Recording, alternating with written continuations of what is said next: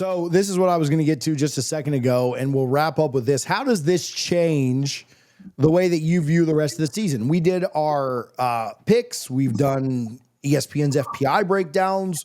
We've done ranking games from hardest to toughest. I don't know that my ranking of games from hardest to toughest changes too much, but I did quickly look at the FPI. Remember, FPI predicted us to go 5-7, like they had us underdogs in 7 games. Right now, Florida State's only an underdog in 3 games per FPI. The percentages have moved drastically, where Florida State had a 90% chance to lose the Florida and the Clemson games. That's now down to 60%.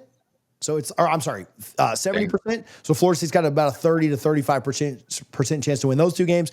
And then Miami, which was also up around 80%. I want to say that Miami game for FPI right now, and this will adjust after Miami plays, that's down to 66%, and Florida State at 33. Again, Miami plays tonight, so that could change up a little bit. For me, after this win, Richie, the worst acceptable record for this season is 9-3. You cannot be worse than 9-3 now. Now, Mike's not getting fired if they go 8-4. Like, that's not what I'm trying to say.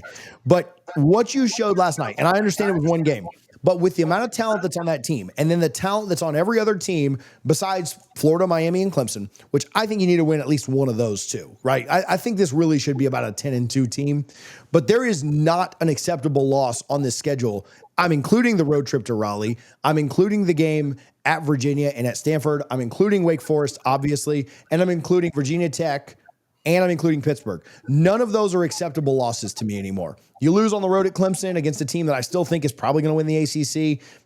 Okay, I get it. You lose on the road in Gainesville. Maybe they have a better year than you're expecting. But you need to win one of those big 3, and you can't lose anything else. And honestly, Richie, I don't think they do lose anything else.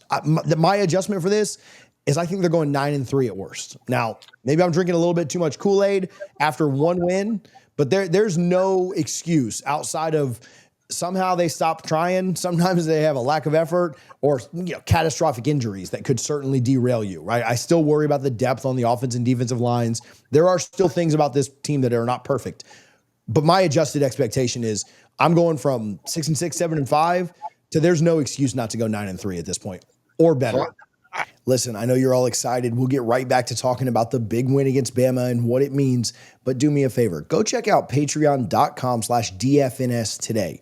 We've done multiple special things for our Patreon members. Number 1 is our Discord. There was an insane group chat going on during the Bama game. That was phenomenal. We offered half off for tailgate prices. So for $3 a month, you could have taken a tailgate ticket from $40 down to $20.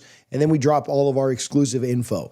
Maybe that doesn't appeal to you at all. It's also just a great way to support the channel. I know thousands of you enjoy this content daily. If you want to support what we're doing here, go to patreon.com/DFNS and sign up today. I disagree a little bit. I do think Raleigh is a house of horrors for Florida State. I just don't trust us up there, no matter how good we are or how bad we are.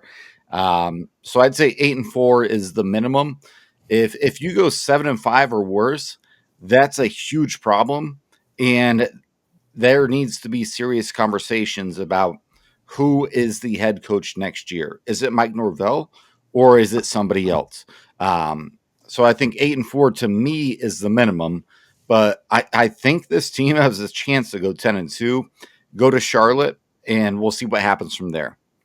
We'll see what if Busy Bee would like to sponsor us, that would be fine with me.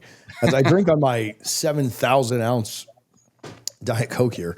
I think, I understand what you're saying with NC State. I don't think they looked especially good in this game. We'll find out a lot more about them as the year goes on. But if you drop that game in NC State, I think you need to go out and beat Miami or go out and beat Florida. Like you need to me, like that's where you can't.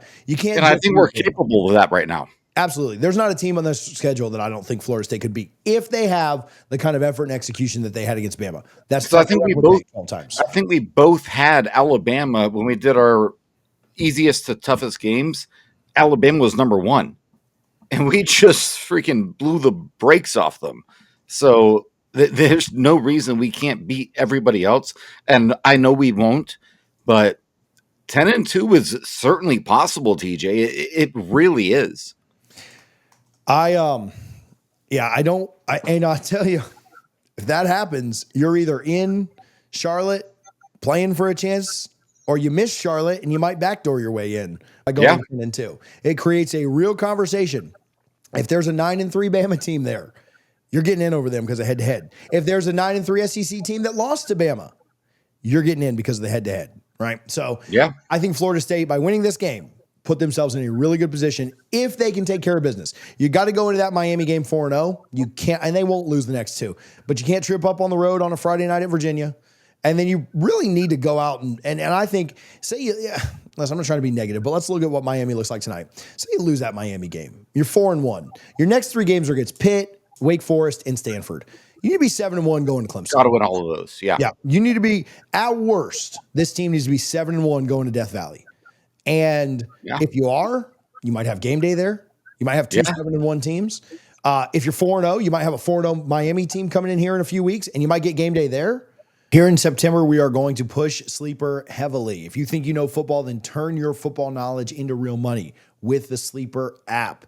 Download the Sleeper app and pick more or less on your favorite players with more stats than any other daily fantasy app. Just choose two or more of your favorite players from pregame or live. Pick more or less from the predicted stats, and you could win up to 100 times your money if your picks win. Use promo code DFNS. You'll get a $100 match on your first deposit. Terms and conditions apply. See Sleeper's terms of use for details.